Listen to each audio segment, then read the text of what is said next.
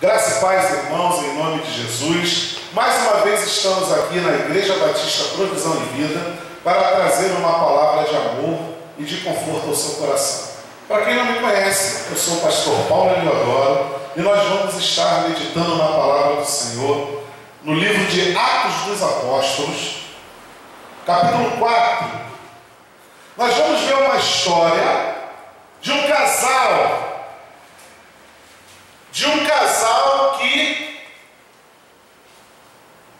pensando que está agradando, eles conseguem parar o crescimento da igreja.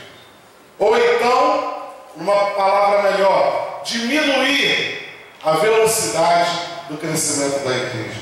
Mas como assim? Tudo que você faz envolvendo a igreja, tudo, se for a coisa mais simples, se você não tiver Deus na frente, fazendo para o Senhor, fazendo por amor, por alegria, a tendência é dar errado. Tudo que você fizer para a igreja, caramba, sabe o que eu tenho que fazer? Eu tenho que levar 2 sacos de areia para a igreja. Sobrou aqui em casa, eu vou dar esse saco de areia para a igreja. Vou fazer uma doação. Poxa, a minha igreja merece. Eu vou dar esses 2 sacos de areia. Ou que seja de cimento, de argamassa. Eu sei que a minha igreja vai usar de maneira abençoadora. Eu vou levar esses 2 sacos para a minha igreja. Poxa, estou glorificando o nome do Senhor.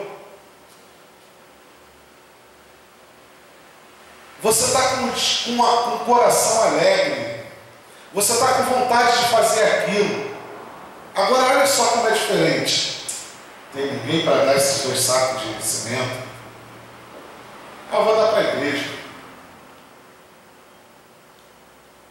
Ninguém te pediu nada. Quer saber? Eles que usem para lá isso de qualquer maneira, de qualquer jeito. Estou nem aí para o que eles vão fazer com o saco que eu vou dar para lá. Aí o cara pega o saco de areia ou de cimento, no meio do caminho fura. Aí já não chega o saco, chega menos da metade. Está entendendo como são as coisas? Quando você faz uma coisa para Deus com alegria no coração, com singeleza de coração, as coisas fluem. Seja a coisa mais simples que for, as coisas fluem, é com alegria. Deus reconhece no teu coração alegria, paz. Mas quando Deus não reconhece isso, quando Deus não está naquela atitude que você está tomando, pode ter certeza, vai dar errado. Porque o Deus que nós servimos é um Deus que sempre quando Ele age a teu favor, Ele age com amor. Ele age com prazer em te abençoar. Então Deus, Ele se volta para você como um filho. Porém, muitas pessoas se voltam para Deus por obrigação, por necessidade. E isso não é bom. Isso não é bom. Vira para quem está do teu lado. Olha para os olhos verdes dele. Fala assim: quando você agir na casa do Senhor, haja com bom coração, e com alegria. Fora isso, não faça. Você sabe por quê? Porque Deus não precisa de raiva. Deus não precisa de resto. resto quem come é cachorro. Você separa o resto da tua comida, tu joga para o cachorro. Deus não é cachorro.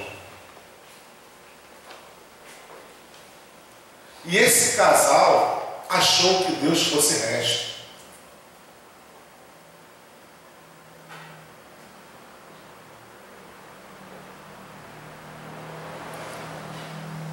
Quando você for dar alguma coisa para a casa do Senhor, para Deus, aprenda o seguinte: dê o melhor.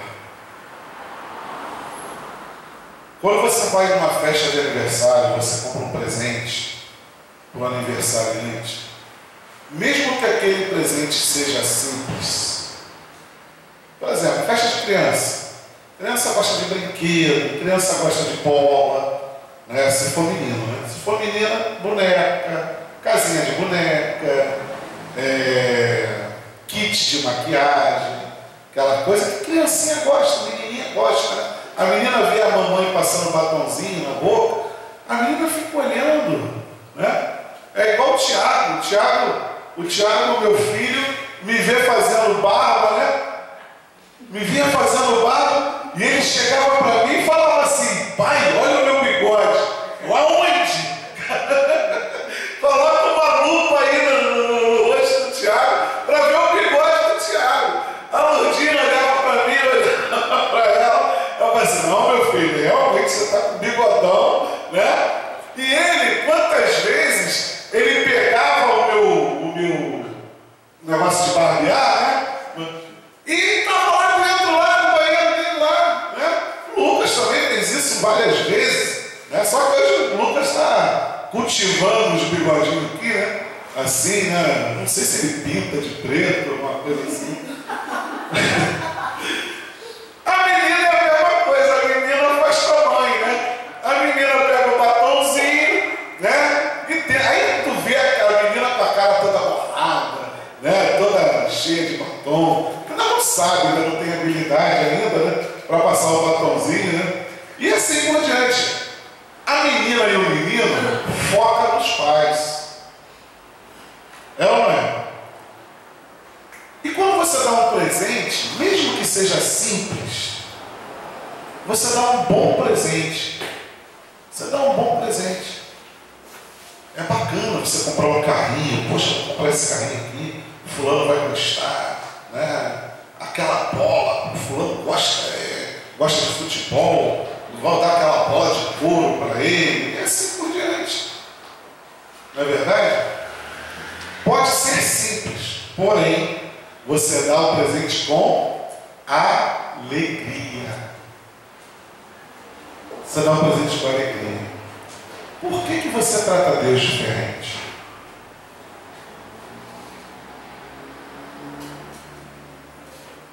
Por quê? O povo cristão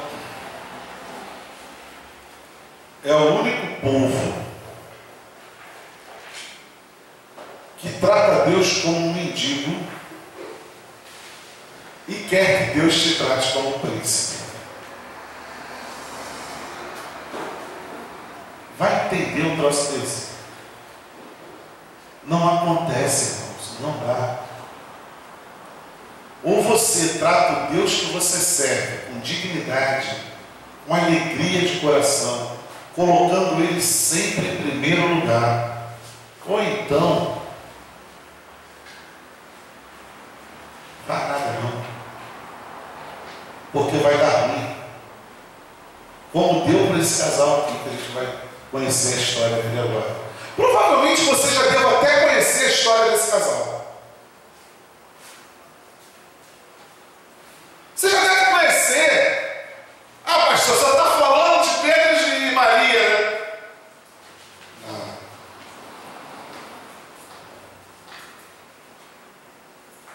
Eu estou falando de Ananias e Safira. Vamos ver. Olha só. No capítulo 4, versículo 4, diz assim, olha: muitos, porém, dos que ouviram a palavra a aceitaram, subindo o número de homens a quase 5.000. Cara, olha para mim. Tu já pensou num culto 5.000 almas aceitarem a Jesus? Que bênção! Tu já imaginou isso? Que templo que eles deveriam ter construído? A igreja estava passando por um momento maravilhoso, por um momento único. Se você olhar a história,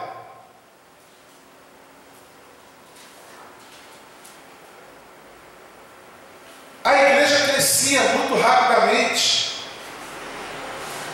E o evangelho que era pregado naquela época é o mesmo que é pregado hoje. Quer ver só? No capítulo 3, versículo 19, diz assim: olha como era pregado o evangelho. Arrependei-vos, pois, e convertei-vos, para que sejam cancelados os vossos pecados, a fim de que, da presença do Senhor, venham tempos de quê? De refrigério, e que envie Ele o Cristo, que já vos foi designado, Jesus, ao qual é necessário que o céu receba até aos tempos da restauração de todas as coisas de que Deus falou por boca dos seus santos profetas desde a antiguidade. Esse era o Evangelho.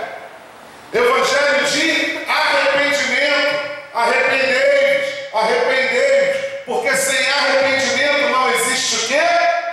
Salvação. Você não pode ser salvo sem se arrepender. Primeiro você tem que se arrepender dos seus pecados. Para você que está me vendo no vídeo, a primeira coisa, meu querido, que você tem que fazer é se arrepender dos seus pecados. Deus não pula etapas. Primeiro arrependimento, depois salvação. Primeiro arrependimento, depois salvação. Sem arrependimento não existe salvação. Esse era o evangelho que era pregado.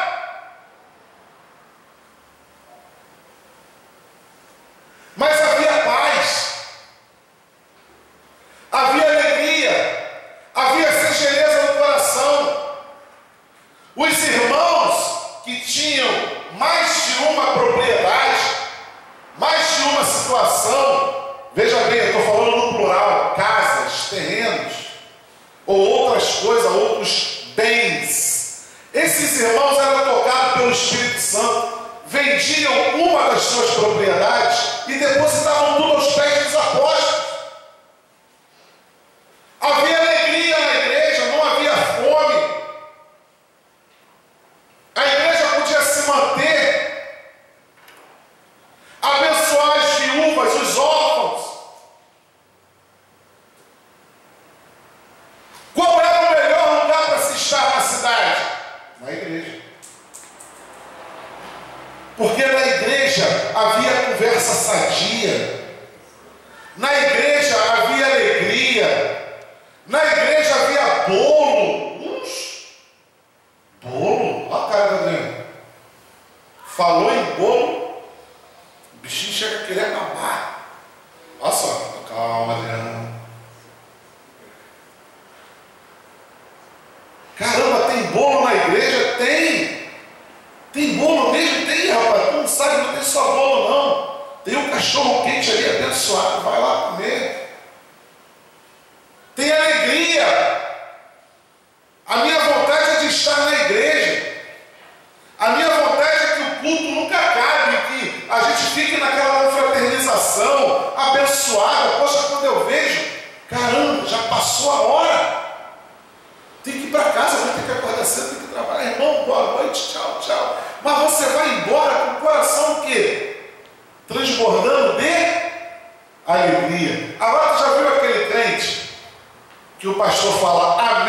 crente faz isso, ó. Ué, cadê fulano? Cadê fulano? Ah, pastor, eu vi um vento passar aqui assim correndo. Deve ter sido. Fulano, ciclano. Está errado. Está errado. Deus não está no coração. Quando você não tem prazer de estar na igreja junto com seus irmãos, está errado. Isso se chama comunhão. Comunhão. É você estar na igreja, ouvindo a palavra, meditando. É você estar dando um abraço no irmão, numa irmã, conversando, batendo papo. Às vezes a pessoa confia tanto em você que ela se abre para você conversar com ela. Às vezes a pessoa fala, poxa, ora para mim. Às vezes aquela pessoa está com tanta dificuldade que uma oração ela não tem força. Tem pessoas que têm medo do pastor, de chegar perto do pastor. Então eu procuro o irmão mais próximo. Poxa, você ora para mim. E quando a pessoa ora por aquela pessoa, por a outra pessoa, quando acaba a oração, você dá um abraço na pessoa e você fala para aquela pessoa assim, fulano, olha só, durante essa semana eu vou estar levantando um jejum para você. Vou estar te acompanhando em oração. Isso é comunhão. Isso é comunhão. Isso é ter alegria de ajudar o próximo. Isso é ter alegria. Aí a pessoa chega para o pastor, pastor, aconteceu isso assim, assim, assado. O irmão tal, a irmã tal, me procurou, nós oramos. Eu estou procurando o senhor, preciso saber, preciso tapar da situação. Vamos fazer uma visita juntos? Vamos lá na casa do irmão, ou na casa da irmã? Isso é o quê? Comunhão. É paz. Eu não estou falando que você não venha ter problema, não. Porque cada um tem os seus problemas. Mas às vezes você vê o sofrimento de uma pessoa, você olha assim e fala assim, caramba, o que essa pessoa está passando não é a metade do que eu passo. Deixa eu ficar quieto. Deixa eu ficar quieto.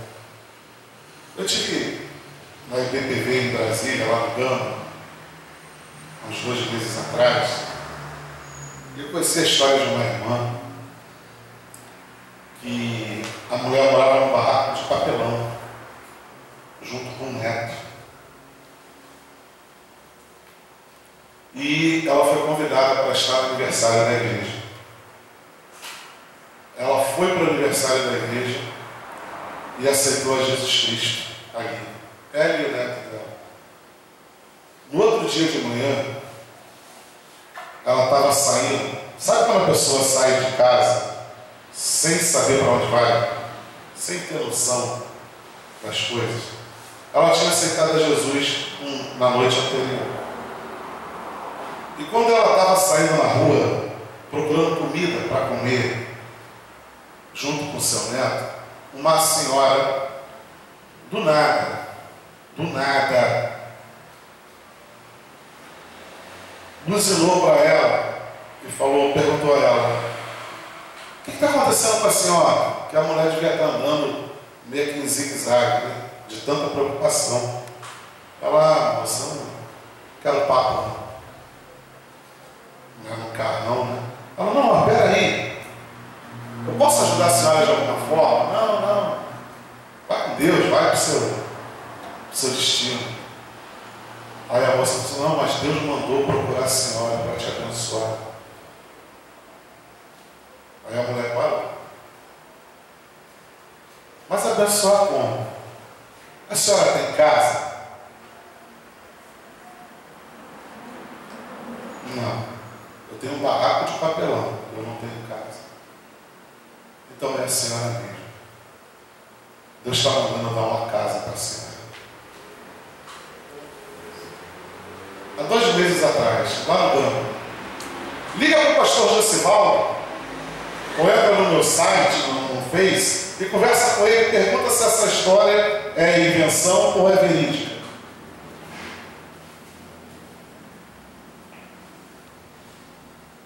A mulher ganhou uma casa. Ela e o neto. E engraçado, que eu já tinha visto o garoto, eu não sabia nada da história. O moleque era sem vergonha dentro da igreja, mas não parava. Na outra noite, eles ganharam uma cesta básica no sorteio. Só que o neto pegou uma cesta básica, um número, e ela pegou outro número. Ela ganhou uma cesta básica, outro sorteio, o neto ganhou uma cesta básica.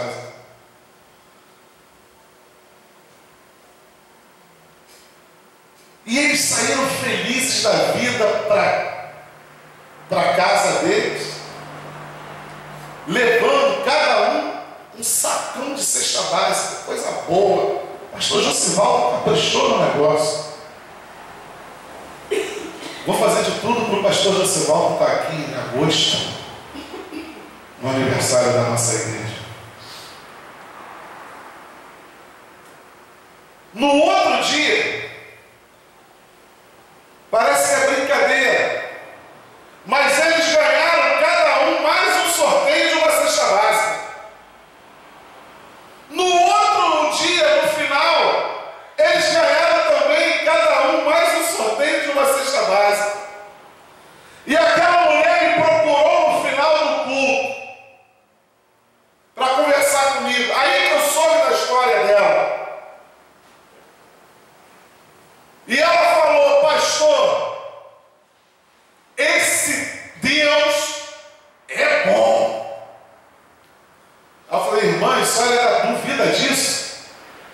Ela: não, pastor, porque o curto espaço de tempo que eu fui abençoada, eu não posso mais duvidar do poder de Deus. Amém? Amém. Eu posso abrir uma salva de palmas? Uma salva de palmas abençoada. Pelo simples fato de ela ter aceitado Jesus Cristo. Jesus mandou uma mulher abençoar a vida dela e deu uma casa para ela. E a mulher não sabia o que fazer. Entra no carro, eu vou te mostrar a casa. Se for do teu agrado, eu passo ela para o teu nome. Se não foi para o teu agrado. Quando a mulher viu a casa, ela não tinha nada.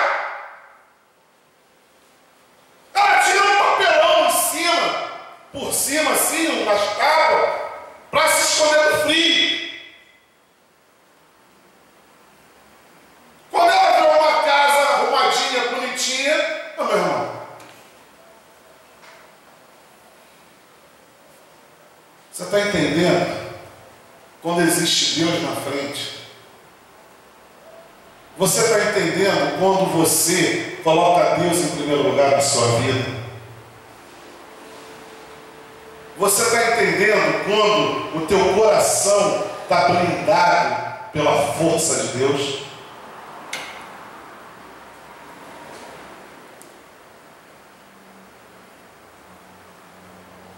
Eu vou ler aqui no capítulo 4, versículo 23. Uma vez soltos, procuraram os irmãos e lhes contaram quantas coisas lhe haviam dito os principais sacerdotes e os anciãos. Ouvindo isto, unânimes, levantaram a voz a Deus e disseram: Tu, soberano Senhor, que fizeste o céu e a terra, o mar, e tudo que neles há, que disseste por intermédio do Espírito Santo por boca de Davi, nosso pai, teu servo. Porque se enfureceram os gentios e os povos, imaginaram coisas vãs. Levantaram-se os reis da terra e as autoridades ajuntaram-se a uma contra o Senhor e contra o seu ungido. Porque verdadeiramente se ajuntaram nesta cidade contra o teu santo servo Jesus, a qual ungistes. Herodes e Pôncio Pilatos com os gentios e gente de Israel, para fazerem tudo que a tua mão e o teu propósito predeterminaram. Agora, Senhor, olha para as suas ameaças e concede aos teus servos que anunciem com toda a intrepidez a tua palavra, enquanto estendes a mão para fazer curas, sinais e prodígios por intermédio do nome do teu santo servo Jesus. Tendo eles orado, tremeu o lugar onde estavam reunidos. Todos ficaram cheios do Espírito Santo e, com intrepidez, anunciavam a palavra de Deus. Veja bem, meu querido, preste atenção numa coisa aqui que eu tenho quase certeza que você não prestou atenção. E para você também que está ligando pelo vídeo. Ei, você está esperando um tempo bom para servir a Deus? Você está esperando primavera para servir a Deus? Você está esperando ficar curado ou arrumar um emprego para servir a Deus? Ah, eu vou esperar meu marido aceitar Jesus. Ah, eu vou esperar a minha esposa aceitar Jesus. Meu querido, nesse tempo aqui era chicote no ombro. Nesse tempo aqui, eles não tinham a paz que hoje o Brasil, o Rio de Janeiro, ainda tem. Eles sofriam pela palavra de Jesus. E você mora praticamente do lado da igreja, ou alguns metros longe da igreja. Pode fazer um trabalho excelente na igreja. Ah, eu não vou porque estou com uma gripezinha, sabe? Eu não posso sair de casa.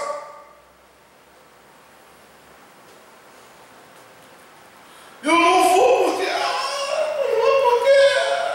estou com sono. Porém, quando a dificuldade bate na tua porta, você procura Deus. Porém, quando as adversidades te alcançam, você procura Deus. Aí eu pergunto assim para você, não responde não, por favor. Só estou perguntando, não responda. Deus pode confiar em você.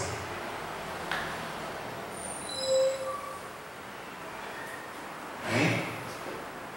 Deus pode confiar em você?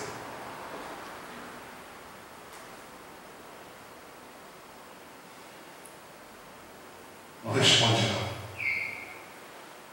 Ah, pastor, eu estou na casa de vó. Estou na casa de povo. Ah, eu estou na casa dos amigos aqui. Depois eu vou. Né? Continua assim. Deixa a avó e vô, deixa a tia e tia, deixa pai e mãe te desviar do caminho do Senhor.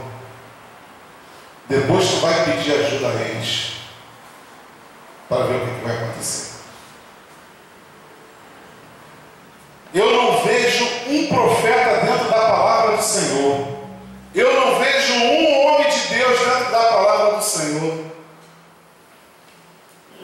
que colocasse Deus em segundo plano e se desse bem.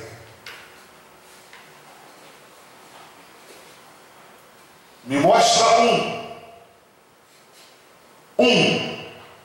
Me mostre um preguiçoso que Deus falou assim, vem comigo.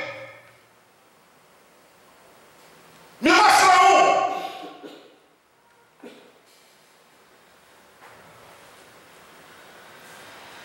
Mas a palavra de Deus diz o quê? Ei, Pegue sua cruz e siga-me. Deus não manda outra pessoa pegar a cruz para você. Ele manda você pegar a sua cruz. Pega a sua cruz e vem. Versículo 32. Da multidão dos que creram, era um o coração e a alma. Está vendo o que eu estou querendo dizer? Da multidão dos que creram, era um o coração e a alma. Isso quer dizer o quê? O que isso quer dizer? Que havia o quê? O que havia aqui nesse momento na igreja? Havia um só pensamento. Havia união. Havia paz. Mesmo com os sofrimentos que existiam naquela fase, naquele momento. Havia paz.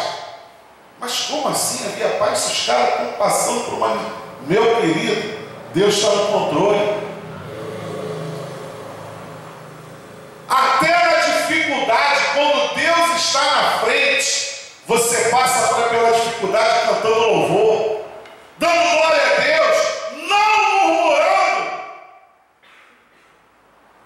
Estou passando, mas se Deus quiser, eu vou ter a vitória.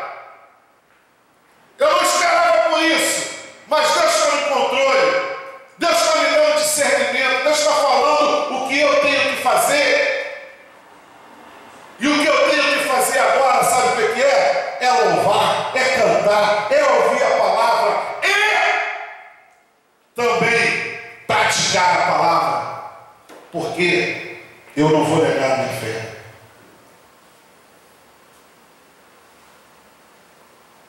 Eu não vou negar a minha fé. Vira para quem está do teu lado. Olha para os olhos verdes dele. Fala assim: você vai negar sua fé? Você vai negar sua fé? Então eu tenho uma coisa para te dizer. Segura na mão de Deus. Segura na mão de Deus. E vai. Amém? Amém? Não negue a sua fé. Não negue, não jogue ela fora. Ela é especial. Amém? Amém? Ninguém considerava exclusivamente sua nenhuma das coisas que possuía. Tudo, porém, lhes era comum. Com grande poder, os apóstolos davam testemunho da ressurreição do Senhor Jesus. E em todos eles havia abundante graça. É lógico, Deus está na frente, irmão. Deus está na frente. Deus está no controle. Por maior que seja a dificuldade na tua vida, quando Deus está na frente, Deus te dá abundantemente graça. Deus te dá vitória. Mas o pai está internado na UTI. Deus está no controle, irmão. Deus está no controle. Caramba, mas eu estou desempregado. Deus está no controle. Faça a sua parte, que Deus vai te coroar com uma bênção maravilhosa.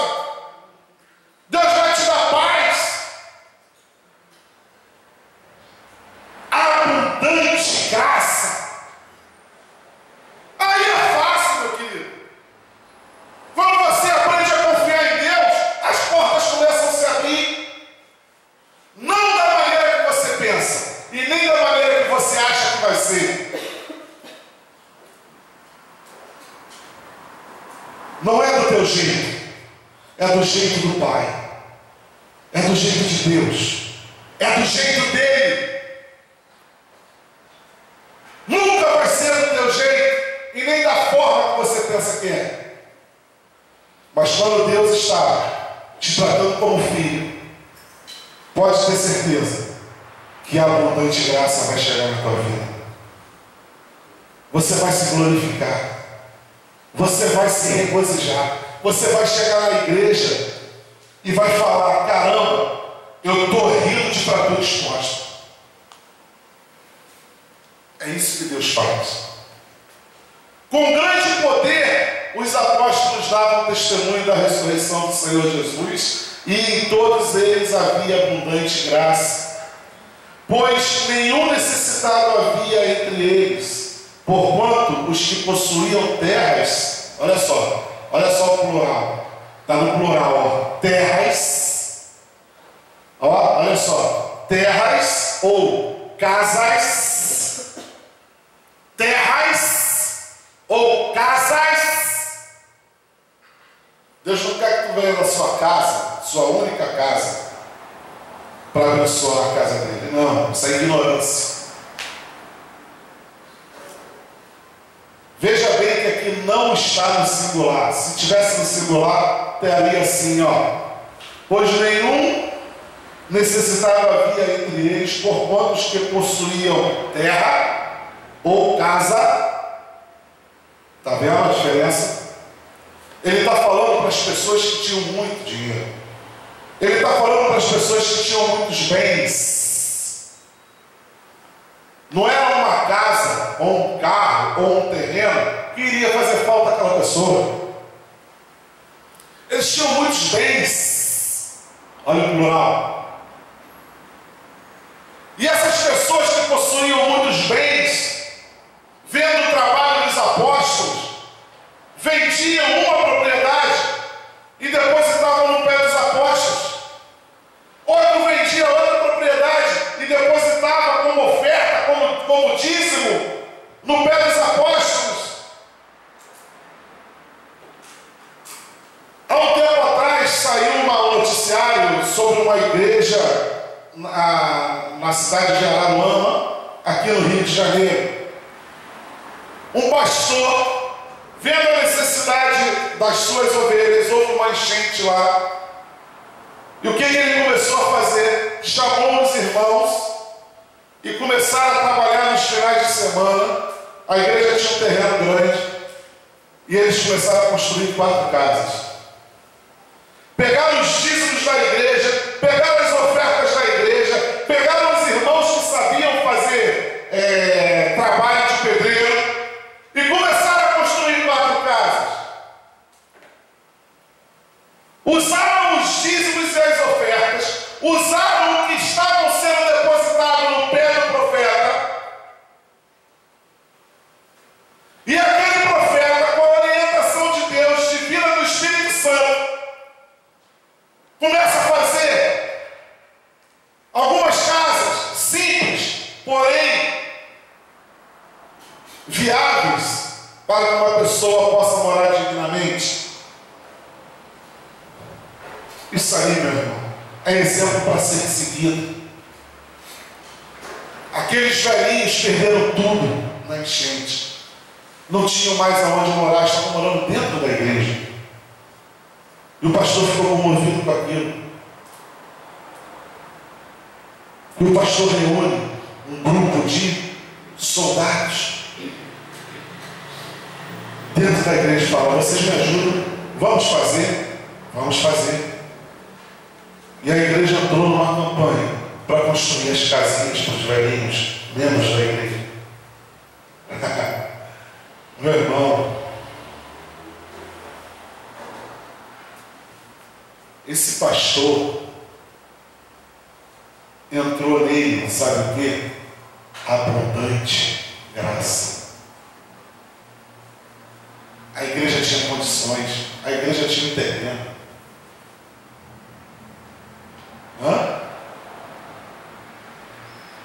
Eu te garanto, eu não conheço essa igreja, nem conheço esse pastor. Gostaria muito de um dia conhecê-lo. Mas eu tenho certeza que essa igreja que tomou essa atitude perante os membros que precisavam daquilo, eu tenho certeza que Deus honrou a fé daqueles que estavam lá. Eu tenho certeza que não faltaram nada para eles. Aqueles que não tinham como ajudar financeiramente, porém ajudaram no trabalho, na obra, eu tenho certeza que Deus não desamparou eles. Isso é abundante graça. Isso agrada o coração de Deus. Vamos continuar. Pois nenhum necessitado havia entre eles, porquanto os que possuíam terras ou casas, vendendo-as, traziam os valores correspondentes, depositavam aos pés dos apóstolos, então se distribuía a qualquer um à medida que alguém tinha necessidade. História linda, né, irmãos? Mas o diabo não gosta de história bonita.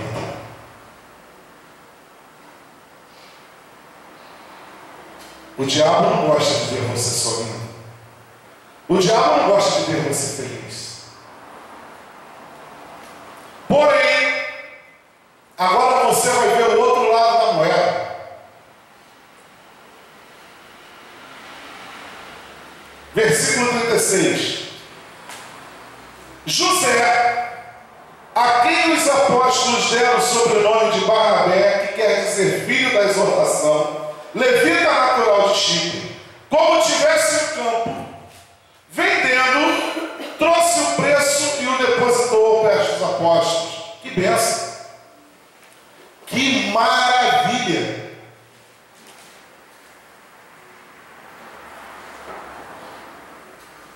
Mais um que trouxe o seu dízimo, que trouxe a sua oferta. Um campo que José, qual é o nome dele aqui? José, de sobrenome Barnabé. Eu te garanto que esse campo que ele vendeu não fez falta nenhuma a ele. Homem de Deus, abençoado. Tem problema nenhum eu vender essa casa aqui, esse campo. Eu vou abençoar a Igreja Batista Provisão e Vida. Deus está mandando, eu vou fazer. Ah, meu querido. Entretanto, certo homem chamado Ananias, com a sua mulher Safira, vendeu uma propriedade.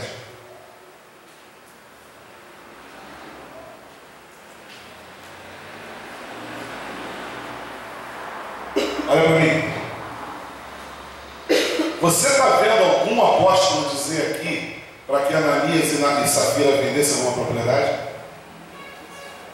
Você viu algum apóstolo dizer aqui para que José, de sobrenome Barnabé, vendesse a sua propriedade?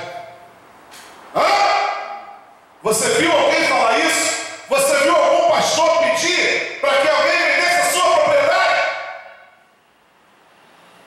Você viu isso aqui na Bíblia? Te garanto que não.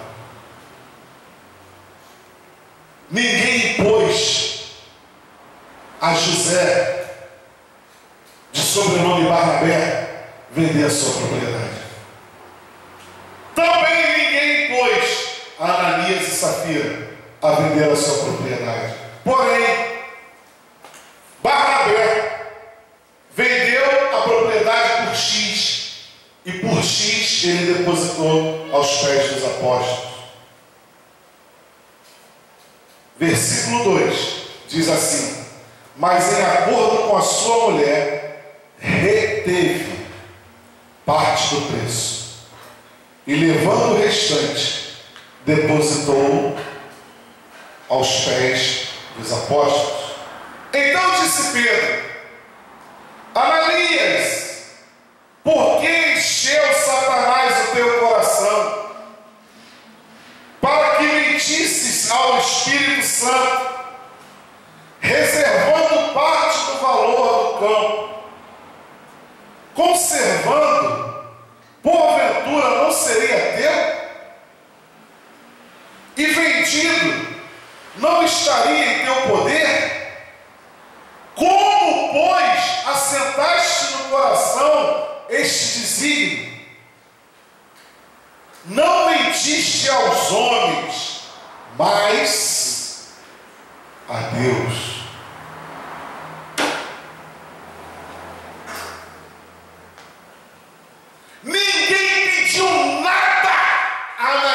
e a Safira. E se eles tivessem vendido, era problema deles. Ninguém pediu nada a eles.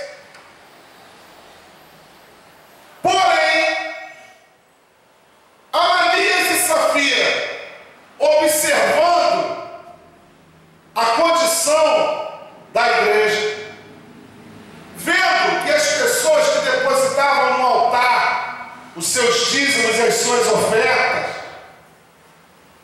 era de grande alegria para a igreja. É lógico que é, não há dúvida. Poxa, você já pensou uma igreja simples como a nossa entrar uma venda de 100, 150 mil de um terreno aqui na igreja? De alguém que deposite? Eu vou ficar feliz ou vou ficar triste? É lógico que eu vou ficar feliz. A igreja vai ficar feliz ou vai ficar triste? É lógico que vai ficar feliz. Quantas coisas nós poderíamos fazer aqui na igreja? Aí chega outro irmão e fala: rapaz, eu estava com um terreno assim, assim, assado lá, Deus tocou no meu coração para trazer aqui para a igreja, pastor Paulo. Eu trouxe o valor total, pastor, eu vendi por X, o X está aqui. Caramba! Vamos fazer mais obra, vamos resolver muitos problemas, vamos abrir outras frentes de ministério. Vai ficar bonito o negócio. Precisamos de tanta coisa aqui na nossa igreja. Tu acha que o meu coração ia ficar pesado ou leve? Leve. Quantos sonhos que nós poderíamos realizar aqui na igreja quanto a isso? Muitos. Muitos. E, caramba, estou vendo esses caras trazer esse dinheiro para cá, os apóstolos, todos felizes, contentes. Pô, tá rolando até o churrasco lá. Caramba, culto de ação de graça. Isso é bom. É mesmo. Bacana. Pô, mulher, vamos ficar bem na fila também. A gente não tem mais propriedades aí? Vamos ficar bem na fila com a igreja. Vamos bajular o pastor. Irmão,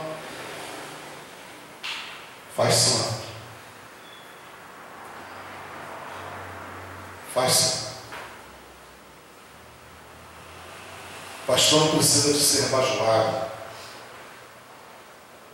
E muito menos que você tenha a minha intenção. Você tem que fazer igual Zaqueu. Chame a atenção de Jesus para você. Não do pastor. Pelo menos eu, pastor Paulo, posso falar por mim, não pelos outros. Eu não preciso de ser bajulado. Eu preciso de ver os frutos na sua vida, as bênçãos na sua vida. Aí eu vou ficar feliz. Aí eu quero ver os frutos na sua vida. Pastor, olha a vitória. Tomei posse da minha vitória. Pastor, o testemunho que eu tenho para dar é esse aqui. A minha vitória está aqui na minha mão. Aí você vai estar amolecendo o meu coração. Você não precisa me bajular para nada. Porém, a tua vitória é a minha vitória.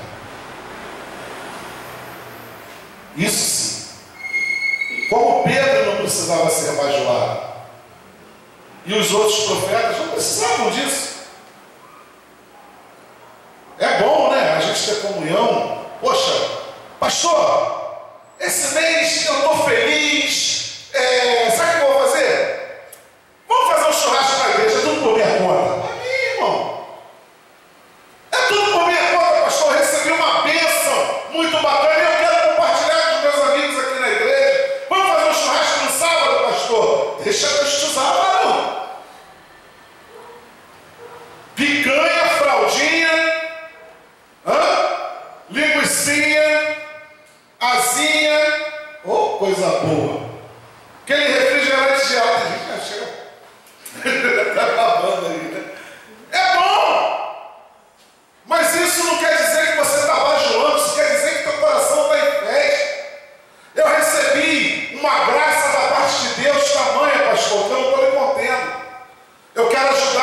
poxa pastor, olha só, a minha oferta, meu dízimo está aqui, mas deixa eu fazer esse churrasco para a gente passar o sábado de tarde aqui.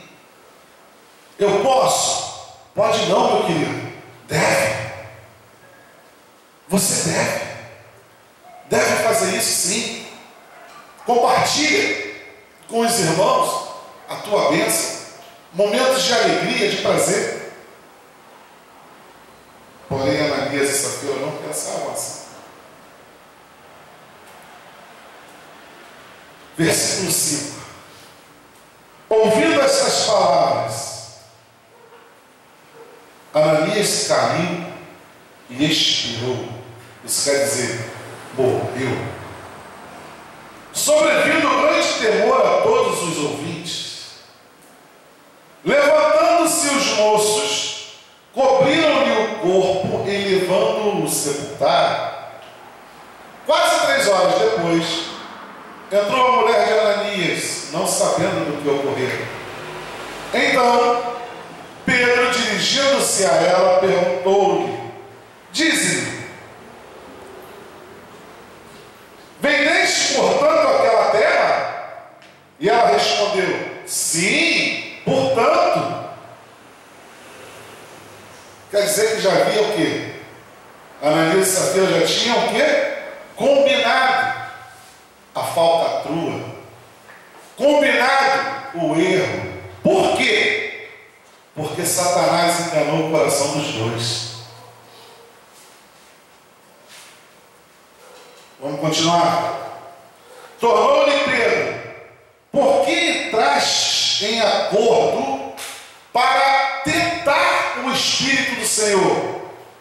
Eis aí a porta aos pés dos que sepultaram o teu marido, e eles também te levarão. No mesmo instante, caiu ela aos pés de Pedro e expirou. Entrando os moços, acharam-na morta e, levando-a, sepultaram junto do marido. E sobreveio grande temor a toda a igreja e a todos quantos ouviram a notícia desses acontecimentos.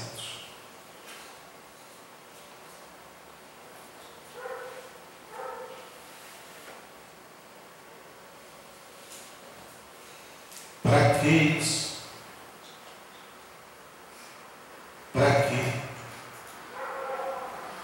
Para que enganar, tentar enganar o Espírito Santo de Deus? Para que você vai assumir um compromisso se você não tem condições de cumprir esse compromisso? Caramba, fulano fez isso para a igreja, que bom. Eu não tenho coragem de fazer. Assuma! Assuma! Poxa, fulano fez isso, fulana fez aquilo. Assuma que você não tem coragem. Isso não é pecado. Eu não tenho coragem. Eu não tenho coragem de vender uma propriedade minha e dar para a igreja. Eu não tenho coragem de confiar no Senhor aquilo que Deus me pediu no coração e eu fazer na igreja. Eu não tenho coragem.